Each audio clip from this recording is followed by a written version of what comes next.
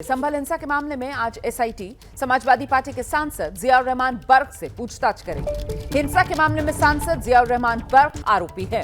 हालांकि उनकी गिरफ्तारी पर हाईकोर्ट ने रोक लगाई थी और पुलिस की जांच में सहयोग करने का आदेश जियाउर रहमान बर्क को दिया था। बीते दिनों एसआईटी ने दिल्ली में समाजवादी पार्टी के सांसद बर्क को पूछताछ के लिए नोटिस दिया था।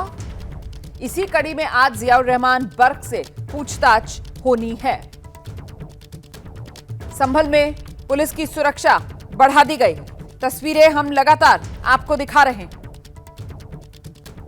सुरक्षा के किस तरीके के इंतजाम है, हमारे सहयोगी जो ग्राउंड पर मौजूद हैं शिवांग, उनकी तरफ से रिपोर्ट्स भी सामने आई हैं, वो भी आपको दिखाएंगे।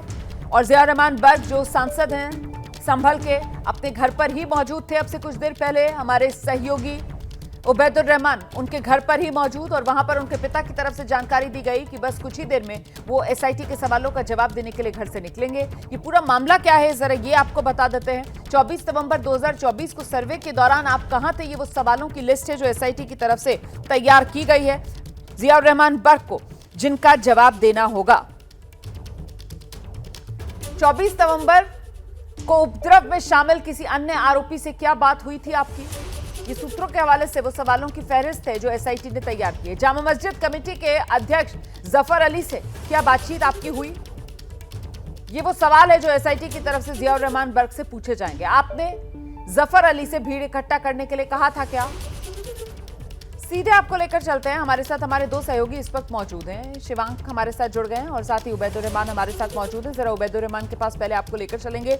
सांसद जियाउर रहमान बर्क के घर पर ही वो मौजूद हैं और जरा जानते हैं उबैदुर रहमान से, क्या जियाउर रहमान बर्क निकल गए अपने घर से एसआईटी के सवालों का जवाब देने के लिए, अभी भी तैयारी कर रहे हैं? नहीं रुमाना, अभी जियाउर रहमान बर्क जो हैं तैयार हो रहे हैं और उनके साथ में जो वकील जाएंगे वो लोग ज़रूर आ गए हैं। सुप्रीम कोर्ट के 2-3 वकील हैं जो आज यहाँ पर आए हुए हैं उनके आवास पर, और जैसे ही जियाउर रहमान बर्क यहाँ से निकलेंगे तो वो उनके साथ जाएंगे। जो भी इंट्रोगेशन होगा एक वकील कम से कम उनके साथ रहेंगे। तो जो सवाल होंगे एसआईटी के, उनका जवाब जो है सपा सांसद जियाउर रहमान बर्क आज देंगे। उनके पिताजी से हमारी बात हुई थी तो उनका यही कहना था कि जो भी सवाल होंगे उनके जवाब दिए जाएंगे। इसमें डरने की कोई बात नहीं है क्योंकि घटना वाले दिन जियाउर रहमान बर्क यहाँ नहीं थे और उनका कहना है कि मेरा बेटा जो है बेकसूर है, इसलिए वो कानून का पालन करते हुए आज एसआईटी के सामने अपने बयान दर्ज कराने के लिए जाएंगे। और अब से थोड़ी देर में वो यहाँ से निकलने वाले हैं। हम उनके घर पर ही मौजूद हैं और उनका इंतजार कर रहे हैं कि जैसे वो यहाँ से निकलेंगे तो हम कोशिश करेंगे उनसे बात करने की। तो कुल मिलाकर के जो वकीलों का पैनल है वो पहुँच चुका है, उनके आवास पर हैं और बातचीत चल रही है अभी। और उसके बाद यहाँ से ये लोग लगभग 11 बजे के आसपास यहाँ से निकलेंगे जैसा कि बताया जा रहा है, और उसके बाद कोतवाली पहुँचेंगे और वहाँ पर जो भी इंट्रोगेशन टीम है एसआईटी की वो उनसे जो सवाल करना चाहेगी उसके वो जवाब जो है देंगे। जी रुमाना, आप रहिए मेरे साथ, में लौटूंगी आपके पास। सीधे रुक करते हैं। शिवांक हमारे साथ मौजूद है, जरा जानते हैं शिवांक से क्या तैयारियां वहां पर सुरक्षा के लिहाज से की जा रही है जहां पर पहुंचेंगे बर्क सवालों का जवाब देने के लिए।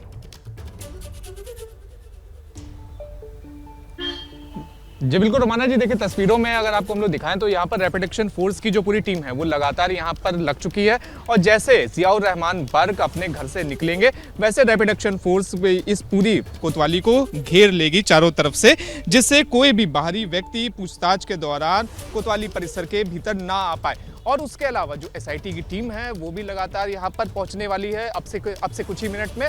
तो जियाउर रहमान बर्क का जिस तरह से 10 बजे का उन्हें समय दिया गया था, लेकिन 11 बजे के आसपास ऐसा कहा जा रहा है कि वो निकलेंगे अपने घर से। तो उसी के बाद जब वो यहाँ पर पहुँचेंगे तो एसआईटी की टीम उनके साथ पूछताछ करेगी। एसआईटी के ही जो डीएसपी हैं कुलदीप कुमार, वो उनके साथ पूछताछ करेंगे, जांच अधिकारी हैं। और उसके अलावा कई सारे सैकड़ों सवालों की ऐसी लिस्ट है जो एसआईटी ने तैयार कर रखी है।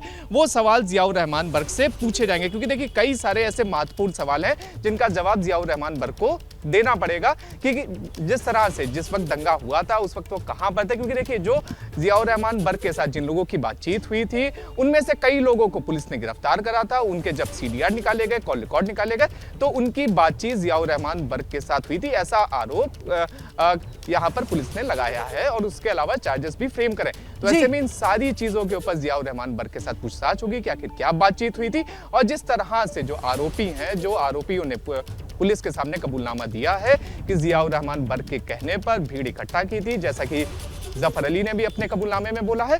तो ऐसे में इन सभी मामलों के ऊपर जियाउर रहमान बर्क के साथ आज पूछताछ एसआईटी करेगी। संभल के सांसद जियाउर रहमान बर्क मीडिया से क्या कह रहे हैं, सुनते हैं। लिखा गया था और मैं पहले से कह रहा हूँ वो केस मेरे पर गलत लिखा गया था और मैं इसलिए माननीय उच्च न्यायालय की शरण में गया था। उन्होंने वो स्टे भी किया था और जो इसमें सहयोग के लिए भी कहा था, क्योंकि मैं भारत का नागरिक हूं और सांसद भी हूं, इसलिए मेरी जिम्मेदारी है कानून व्यवस्था पर, संविधान पर मैं विश्वास रखता हूं और उसके साथ साथ माननीय न्यायपालिका पर मुझे पूरा यकीन है। मेरी इत्तेफाक से आज मेरा स्वास्थ्य ठीक नहीं था, लेकिन मेरे डॉक्टर ने मुझे बताया भी था रेस्ट के लिए, लेकिन उसके बावजूद मैं इसलिए और जा रहा हूं कि किसी वजह से पुलिस प्रशासनिक अधिकारियों को ये नहीं लगे कि मैं विवेचना में सहयोग नहीं कर रहा। और खास तौर से आपके मीडिया कर्मियों को, जो मेरे भाई हैं, जो पहले मीडिया ट्रायल कर देते हैं, उससे पहले कि देखिए विवेचना से बचने के लिए कोई बहाना कर दिया, लेकिन इस समय मैं तबीयत ठीक नहीं होने के बावजूद जानबूझ करके जा रहा हूं कि जिससे कि कोई गलतफहमी मीडिया वालों की तरफ से नहीं दिखाई जा सके और ना ही दूसरी तरफ से कहीं जा सके।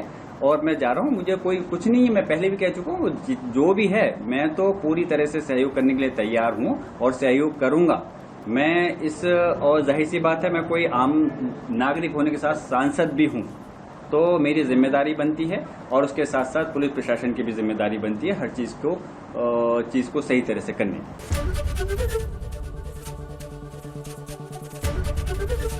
एबीपी गंगा, खबर आपकी, जुबान आपकी।